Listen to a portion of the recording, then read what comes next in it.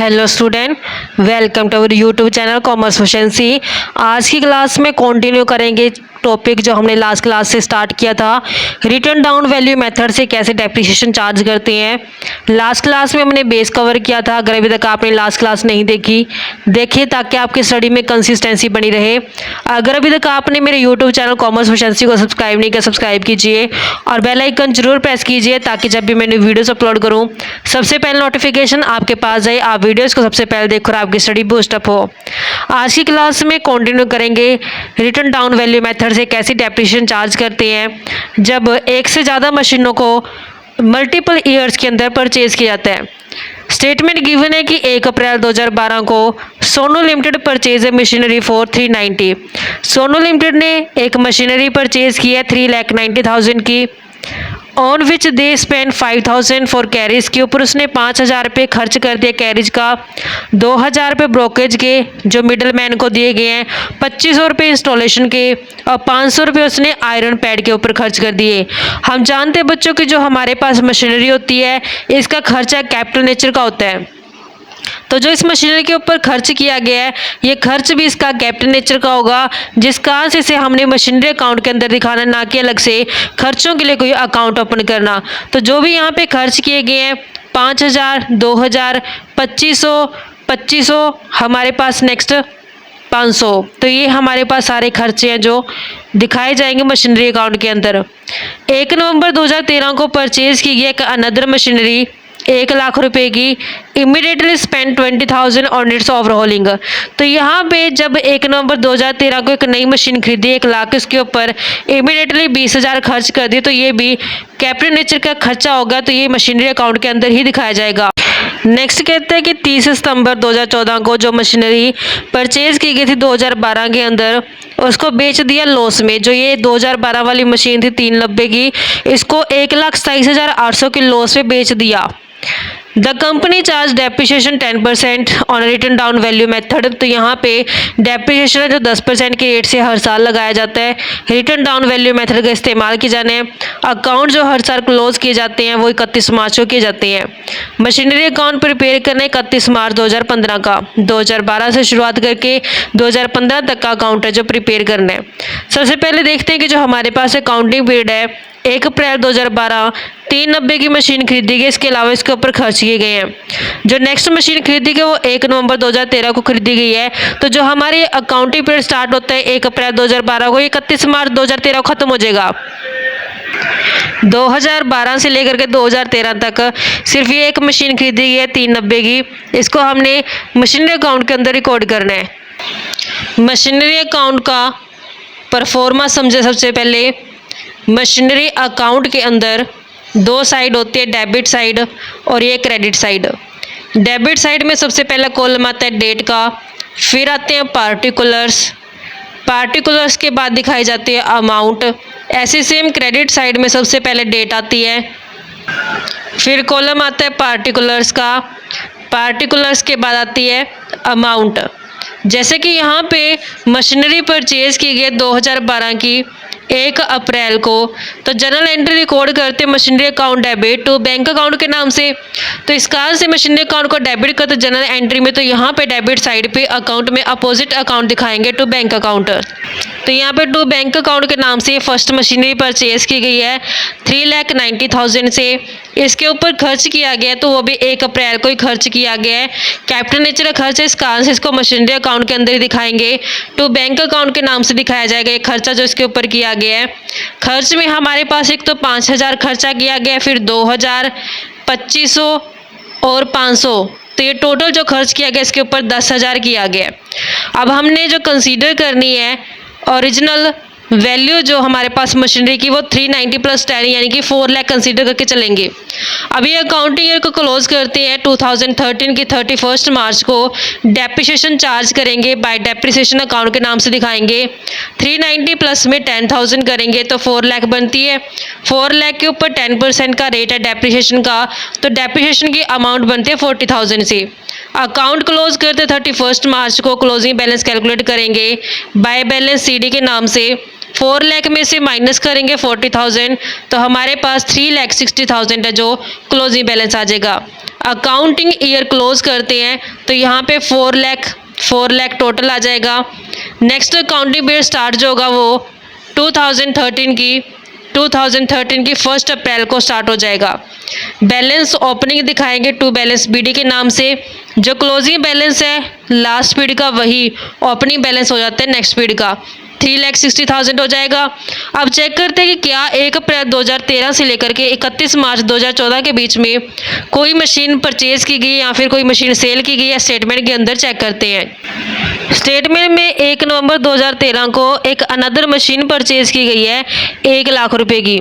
तो ये हमारे पास 2013 से लेकर के 14 तक के अकाउंटिंग पीरियड के दौरान आता है ये। तो इसको हमने दिखाना है 1 लाख की तो मशीन खरीदी गई है, उसके ऊपर 20,000 उसका खर्चा, दोनों ही हमने दिखाने हैं मशीनरी अकाउंट के अंदर। 1 नवंबर को नई मशीन खरीद के लेके आए हैं तो एंट्री दिखाएंगे टू बैंक अकाउंट के नाम से। ये सेकंड मशीन खरीदी गई है जिसकी ओरिजिनल कॉस्ट है वो 1 लाख है। इसके ऊपर जो खर्च किया गया वो भी 1 नवंबर को दिखाया जाएगा। मशीनरी अकाउंट के अंदर ही दिखाएंगे खर्चों को भी। ओवरहॉलिंग का खर्चा किया गया 20,000 से। अब अकाउंटिंग पीरियड 2013 से स्टार्ट हुआ है, 2014 को खत्म होगा ये। 31 मार्च को डेप्रिसिएशन दिखाएंगे बाय डेप्रिसिएशन अकाउंट के नाम से। जो हमारे पास ये मेथड है रिटर्न डाउन वैल्यू मेथड है, यानी कि जो हमने डेप्रिसिएशन चार्ज करना है वो बुक वैल्यू के ऊपर करना है। तो हमारे पास जो डेप्रिसिएशन के लिए फर्स्ट मशीनरी की बुक वैल्यू वो है 3,60,000। तो हमने 3,60,000 का 10% डेप्रिसिएशन कितना हो जाएगा 36,000। 36,000 डेप्रिसिएशन आ गया। ऐसे सेकंड मशीन का हम देखते हैं। सेकंड मशीन जो 1 लाख की उसकी ओरिजिनल कॉस्ट है प्लस 20,000 उसमें खर्चे, तो दोनों का टोटल करके 1,20,000 बनेगा। 1,20,000 का 10% रेट है। जो टाइम पीरियड कंसीडर करेंगे 1 नवंबर से लेकर के 31 मार्च तक उसका इस्तेमाल किया गया है। नवंबर 1 है तो पूरा महीना काउंट किया जाएगा, नवंबर, दिसंबर, जनवरी, फरवरी और मार्च, टोटल 5 महीने का डेप्रिसिएशन इसके ऊपर काउंट करेंगे। 1,20,000 का 10% 5 महीने का बनेगा 5,000 रुपये। 36,000 प्लस में 5,000 करेंगे तो 41,000 जो टोटल डेप्रिसिएशन का अमाउंट होता है। तो यहाँ पे अकाउंटिंग ईयर क्लोज करते हैं। क्लोजिंग बैलेंस कैलकुलेट करेंगे बाय बैलेंस सीडी के नाम से। पहली मशीन का जो क्लोजिंग बैलेंस आएगा 3,60,000 माइनस 36,000, इसमें डेप्रिसिएशन माइनस करके आता है 3,24,000। 3,24,000 हमारे पास फर्स्ट मशीन की वैल्यू आ गई है। सेकंड की 1,20,000 माइनस में 5,000 करेंगे तो 1,15,000 है जो बुक वैल्यू आ गई है सेकंड मशीन की। जो टोटल बैलेंस बनता है वो बनता है 4,39,000 से। ये अकाउंटिंग पीरियड कंप्लीट हो गया। टोटल करते हैं इस अकाउंटिंग पीरियड का, क्लोज करते हैं इसे तो हमारे पास 4,80,000 से टोटल बैलेंस बनता है। 480 हमने दिखा दिया। नेक्स्ट अकाउंटिंग पीरियड स्टार्ट होगा 2014 की 1 अप्रैल को। To balance BD opening balance दिखाएंगे। जो क्लोजिंग बैलेंस है 3,24,000, यही नेक्स्ट पीरियड का ओपनिंग बैलेंस हो जाएगा। सेकंड मशीन का 1,15,000, तो यहाँ पे हमने ओपनिंग बैलेंस दिखा दिए। टोटल बनता है 4,39,000 से। अब चेक करते हैं कि क्या कोई नई मशीन खरीदी गई है या फिर कोई पुरानी मशीन बेची गई है। स्टेटमेंट चेक करते हैं। स्टेटमेंट में गिवन है, स्पेसिफाई किया गया कि 30 सितंबर 2014 को मशीनरी जो खरीदी थी 2012 में सेल कर दी लॉस पे। अब हमें लॉस की अमाउंट गिवन है, ये तो नहीं बताया कितने बेची है, ये बता दें कि लॉस में बेची है। लॉस 1,27,800 है। तो इसकी हेल्प से हमने अब उस कितने में सेल की है सेल अमाउंट कैलकुलेट करते हैं। सबसे पहले हमने देखा कि जब ये मशीन सेल की गई, फर्स्ट मशीन सेल की गई तो इसकी 1 अप्रैल 2014 को वैल्यू 3,24,000 है। तो हमने लिखा कि 1 अप्रैल 2014 को मशीन की जो बुक वैल्यू वो है 3,24,000। अब हम देखते हैं कि बेची किस डेट को गई है। ये जो ये मशीन सेल की गई है सितंबर 2014 को सेल की गई है। अब हमें प्रॉफिट या फिर लॉस जानने के लिए सेम डेट का कॉस्ट और सेल वैल्यू पता होनी चाहिए। हमने 1 अप्रैल 2014 से सितंबर 2014 तक की बुक वैल्यू कैलकुलेट करनी है। 1 अप्रैल 2014 से स्टार्ट करके सितंबर तक कितने महीने इसका इस्तेमाल किया गया मशीन का। तो हमने देखा कि अप्रैल, मई, जून, जुलाई, अगस्त और सितंबर, तो यहाँ पे 6 महीने इसका इस्तेमाल किया गया। तो 6 महीने का डेप्रिसिएशन भी इसके ऊपर लागू किया जाएगा। 3,24,000 का 10% 6 महीने का डेप्रिसिएशन लागू करके इसके ऊपर बनती है अमाउंट 16,200 से। 324 में से जब हम 16,200 माइनस करते हैं तो वैल्यू आती है इसकी 3,07,800। तो ये हमारे पास कॉस्ट आ गई है, यानी कि बुक वैल्यू आ गई है सितंबर 2014 की, यानी कि सितंबर 2014 को जो उसकी बुक वैल्यू बनती थी मशीन की वो 3,07,800 बनती थी, जबकि इसको जो सेल किया गया वो लॉस में बेचा गया है। हम जानते हैं कि जब हम कॉस्ट में से माइनस करते हैं लॉस तो हमारे पास सेल प्राइस आ जाता है। प्रॉफिट को हम ऐड कर देते हैं, लॉस को माइनस कर देते हैं। तो हमारे पास अगर हमें ये जानना है कि सेल प्राइस कितना है तो हमारे पास कॉस्ट भी पता है और हमारे पास लॉस का अमाउंट भी पता है, तो हम सेल प्राइस पे आ सकते हैं आसानी से। तो हमारे पास ये कॉस्ट है, इसमें से माइनस कर देते हैं लॉस जो कि गिवन है हमारे पास 1,27,800। 1,27,800 माइनस करके तो हमारे पास सेल प्राइस आ गया 1,80,000, यानी कि ये मशीन बेची कितने में गई है, 1,80,000 में बेची गई है। तो बैंक कितना सी हुआ 180 और लॉस कितना है 1,27,800 और डेप्रिसिएशन कितना चार्ज किया गया इसके ऊपर 16,200। तो हमने मशीनरी अकाउंट के अंदर दिखा देना 2014 की सितंबर 30 सितंबर को जो बेची गई है तो उससे बैंक रिसीव हुआगा, तो बाय बैंक अकाउंट के नाम से दिखाएंगे। जो सेल की गई है मशीनरी वो की गई है 1,80,000 में। उसके बाद जो 6 महीने का डेप्रिसिएशन इसके ऊपर लागू किया गया 30 सितंबर को बाय डेप्रिसिएशन जो हमने कैलकुलेट करके देखा था 16,200। और जो लॉस होता है लॉस भी हमने इसी साइड दिखाना होता है, by statement of profit and loss के नाम से दिखाते हैं। जो लॉस था 1,27,800 का। तो इसी के साथ जो हमारे पास फर्स्ट मशीन थी उसका हिसाब होगा क्लियर। लेकिन अब जो दूसरी मशीन है वो तो कंटिन्यू इस्तेमाल की जा रही है, इसके ऊपर डेप्रिसिएशन लागू किया जाएगा। तो हमने 2015 31 मार्च को ये अकाउंटिंग पीरियड क्लोज करना है, तो डेप्रिसिएशन चार्ज करेंगे बाय डेप्रिसिएशन अकाउंट के नाम से। अब हमारे पास सिर्फ सेकंड मशीन है जो कंटिन्यू यूज़ की जा रही है, तो हमने 1,15,000 का 10% डेप्रिसिएशन जब लगाएंगे तो 11,500 जो डेप्रिसिएशन बन जाएगा। 31 मार्च को जब क्लोजिंग बैलेंस कैलकुलेट करेंगे बाय बैलेंस सीडी 1,15,000 कॉस्ट में से माइनस करते हैं 11,500 डेप्रिसिएशन, तो हमारे पास क्लोजिंग बैलेंस आता है 1,03,500 से। तो हमारे पास ये अकाउंटिंग पीरियड क्लोज करते हैं तो टोटल जो बैलेंस बनता है वो बनता है 4,39,000 और 4,39,000। और हमें 31 मार्च 2015 तक का ही पूछा था कि कितना बैलेंस बनता है, मशीनरी अकाउंट प्रिपेयर करने के लिए बोला था स्टेटमेंट के अंदर, तो हमने 31 मार्च 2015 तक का कंप्लीट कर दिया। इस तरीके से बच्चों हमारे पास ये संबंध था। आई होप क्या क्लियर हो गया होगा। नेक्स्ट एग्जाम्पल कवर करते इसी टॉपिक का। स्टेटमेंट गिवन है कि 1 जनवरी 2015 को जयपुर ट्रांसपोर्ट कंपनी ने एक ट्रक परचेज किया 4 लाख रुपए का। 1 जनवरी 2015 को खरीदा है और 1 जुलाई 2016 को जो ये ट्रक था ये एक एक्सीडेंट में मतलब कि ख़राब हो गया, बिल्कुल डिस्ट्रॉय हो चुका कंप्लीटली, और 3 लाख रुपया जो इंश्योरेंस कंपनी से मिल गए हैं। फुल सेटलमेंट का मतलब है कि जितना उसका अमाउंट बनता था ट्रक का उसमें से 3 लाख रुपया जो इंश्योरेंस कंपनी से क्लेम मिल चुका है। सेम डे को यानी कि 1 जुलाई 2016 को जब एक्सीडेंट हुआ ट्रक का उसी दिन को एक नया ट्रक परचेज किया गया है 5 लाख रुपए का, और जो कंपनी राइट ऑफ करते 20% depreciation return down value method से लगाया जाता है। हर साल अकाउंट को 31 मार्च तक क्लोज किया जाता है। ट्रक का अकाउंट बनाना हमने 3 साल का। सबसे पहले जो अकाउंट के अंदर दिखाएंगे, ट्रक अकाउंट के अंदर 1 जनवरी 2015 को ट्रक की जो ओरिजिनल कॉस्ट है 4 लाख रिकॉर्ड करेंगे। सबसे पहले ट्रक अकाउंट का परफॉर्मा बनाते हैं। ट्रक अकाउंट में 2 साइड होती है, डेबिट साइड और ये क्रेडिट साइड। सबसे पहला कॉलम आता है डेट का, फिर आते हैं पार्टिकुलर्स के बाद कॉलम आता है अमाउंट का। ऐसे क्रेडिट साइड पे सबसे पहले डेट आती है, फिर नेक्स्ट कॉलम आता है पार्टिकुलर्स का, उसके बाद आती है अमाउंट। यहाँ पे जो ट्रक परचेज किया गया है वो 1 जनवरी 2015 को किया गया है, तो 2015 की 1 जनवरी को टू बैंक अकाउंट के नाम से दिखाएंगे कि ट्रक जो परचेज किया गया वो 4 लाख रुपए में खरीदा गया है।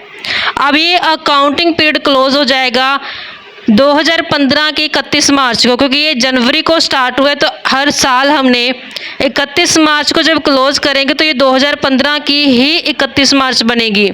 तो 31 मार्च तक इसके ऊपर डेप्रिसिएशन भी लगेगा।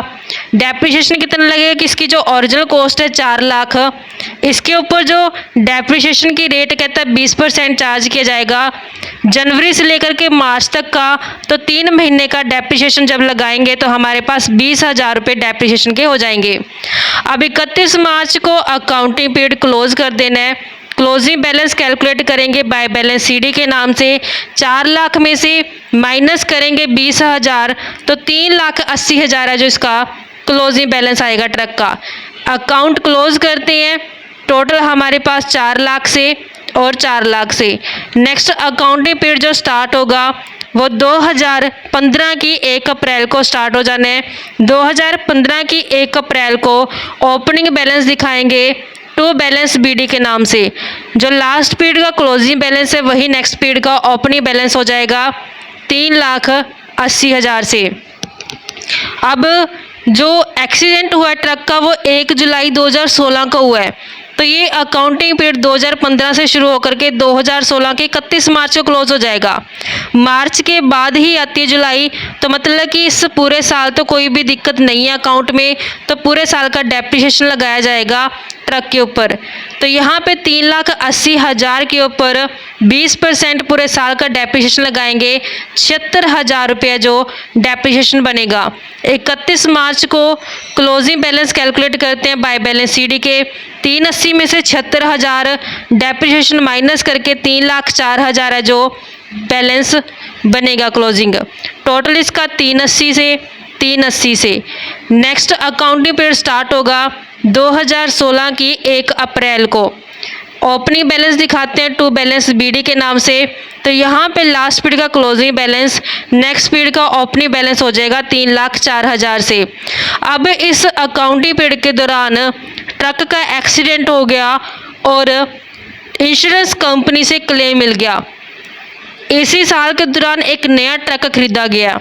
हिसाब करते हैं इसमें पहले। स्टेटमेंट कहते हैं कि 1 जुलाई 2016 को ट्रक का एक्सीडेंट हुआ, 3 लाख रुपए इंश्योरेंस कंपनी से मिल गए। तो हमने चेक करना है कि 1 जुलाई 2016 को बुक वैल्यू थी कितनी ट्रक की। यहाँ पे हमारे पास जो बैलेंस है वो 1 अप्रैल 2016 का है, तो हमने 1 जुलाई 2016 का बैलेंस कैलकुलेट करते हैं। तो हमने देखा कि जो ये ट्रक है ये इस्तेमाल किया गया है जुलाई तक।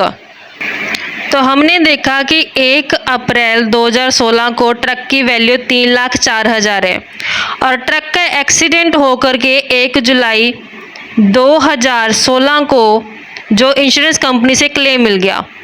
तो हमने इस ट्रक का इस्तेमाल अप्रैल से लेकर के जुलाई तक किया है, तो यहाँ तक का डेप्रिसिएशन भी लगेगा। तो हमने 3,04,000 के ऊपर 20% डेप्रिसिएशन अप्रैल से लेकर के जुलाई तक, तो अप्रैल, मई, जून, तो यहाँ पे 3 महीने का डेप्रिसिएशन लगेगा। क्योंकि 1 जुलाई है तो जुलाई पूरा कंप्लीट नहीं हुआ, 3/12। तो यहाँ पे जब हमने डेप्रिसिएशन चार्ज किया इसके ऊपर तो 15,200 हो गया। अब हमने देखा कि 3,04,000 में से 15,200 का तो डेप्रिसिएशन लग गया। अब इसकी बुक वैल्यू रह कितनी गई है 1 जुलाई 2016 को, क्योंकि जो ये वैल्यू आएगी हमारे पास वो आएगी 1 जुलाई 2016 की वैल्यू आएगी। 3,04,000 माइनस में 15,200 करते हैं तो वैल्यू आती है 2,88,800 से। तो बुक वैल्यू 2,88,800 बनती थी 1 जुलाई 2016 को, जबकि जो क्लेम मिला इंश्योरेंस कंपनी से क्लेम मिला 3 लाख रुपए का। तो यहाँ पे 2,88,800 वैल्यू बनती थी, 3 लाख का इंश्योरेंस कंपनी से क्लेम मिल गया, तो यहाँ पे तो क्या होगा, प्रॉफिट हो गया। तो 11,200 का प्रॉफिट हो चुका है ट्रक के ऊपर। तो हमने इसको कैसे दिखाना है बुक्स ऑफ अकाउंट्स के अंदर, एक तो हमारे पास डेप्रिसिएशन लगा गया है और दूसरा कि जो इंश्योरेंस कंपनी से 3 लाख मिले हैं और तीसरा प्रॉफिट। तो यहाँ पे हमने ट्रक अकाउंट के अंदर इसको दिखाएंगे 2016 की 1 जुलाई को। एक तो इंश्योरेंस कंपनी से पैसा मिला बाय इंश्योरेंस कंपनी के नाम से दिखाएंगे कि 3 लाख रुपये जो मिल चुके हैं। फिर डेप्रिसिएशन लगा 1 जुलाई तक का, बाय डेप्रिसिएशन अकाउंट के नाम से दिखाएंगे 15,200, 3 महीने का डेप्रिसिएशन ये लग गया। अगर लॉस होता ट्रक के ऊपर तो हमने यहाँ दिखाना था प्रॉफिट, इस कारण से हमने यहाँ डेबिट साइड पे इसको दिखा देना है। तो 1 जुलाई को जो प्रॉफिट हुआ है उसको दिखाएंगे 2 में statement of profit and loss के नाम से। जो प्रॉफिट है वो है 11,200, क्योंकि प्रॉफिट की जर्नल एंट्री हम कैसे रिकॉर्ड करते हैं, truck account debit to statement of profit and loss के नाम से दिखाते हैं। इस कारण से ये डेबिट साइड पे दिखाया गया है। लॉस के केस में एंट्री रिवर्स होती है, statement of profit and loss debit होता है, 2 में ट्रक अकाउंट करते हैं, तो जिस कारण से लॉस को हम यहाँ दिखाते हैं। ये प्रॉफिट है, इस कारण से इसको डेबिट साइड दिखाया गया। ये कंप्लीट हो चुका है ट्रक का हिसाब। अब सेम डेट को कहते हैं नया ट्रक परचेज किया गया, तो यानी कि 1 जुलाई को ही नया ट्रक जब परचेज किया जाएगा तो टू बैंक अकाउंट के नाम से दिखाएंगे कि 5 लाख का नया ट्रक ले आए। अब 5 लाख का जो नया ट्रक लिया गया इसके ऊपर डेप्रिसिएशन भी लगेगा। 2016 से अकाउंटिंग पीरियड स्टार्ट हुआ है, ये 2017 की 31 मार्च तक इसके ऊपर इस्तेमाल किया गया ट्रक को, तो डेप्रिसिएशन भी लगेगा। 5 लाख ओरिजिनल कॉस्ट, 20% डेप्रिसिएशन। जुलाई से लेकर के मार्च तक, 1 जुलाई है तो जुलाई पूरा कंप्लीट है, काउंट किया जाएगा। जुलाई, अगस्त, सितंबर, अक्टूबर, नवंबर, दिसंबर, जनवरी, फरवरी, मार्च, तो 9 महीने का डेप्रिसिएशन है जो लगाएंगे इसके ऊपर, तो 75,000 रुपये डेप्रिसिएशन बन गया। 31 मार्च को बैलेंस क्लोजिंग कैलकुलेट करते हैं। 5 लाख ओरिजिनल कॉस्ट में से 75,000 डेप्रिसिएशन माइनस करके तो बुक वैल्यू आती है 4,25,000 से। तो इसी के साथ हमारे ये अकाउंटिंग पीरियड क्लोज हो जाएगा। 8,15,200, 8,15,200 टोटल बनते हैं। और यही हमसे पूछा था कि 3 साल का ट्रक अकाउंट मेंटेन करके दो। तो ये बच्चों हमारे पास कंसेप्ट बनता था। आई होप क्या वो क्लियर हो गया होगा। नेक्स्ट क्लास में इसी का एक और कवर करेंगे एग्जाम्पल। ऐसे ही रेगुलर क्लासेस के लिए आप मेरे यूट्यूब चैनल कॉमर्स प्रोficiency को सब्सक्राइब, लाइक और शेयर करें। बेल आइकन जरूर प्रेस करें ताकि जब भी मैं न्यू वीडियोज़ अपलोड करूं सबसे पहले नोटिफिकेशन आपके पास जाए। आप वीडियोज़ को सबसे पहले देखकर आपकी स्टडी बूस्टअप हो।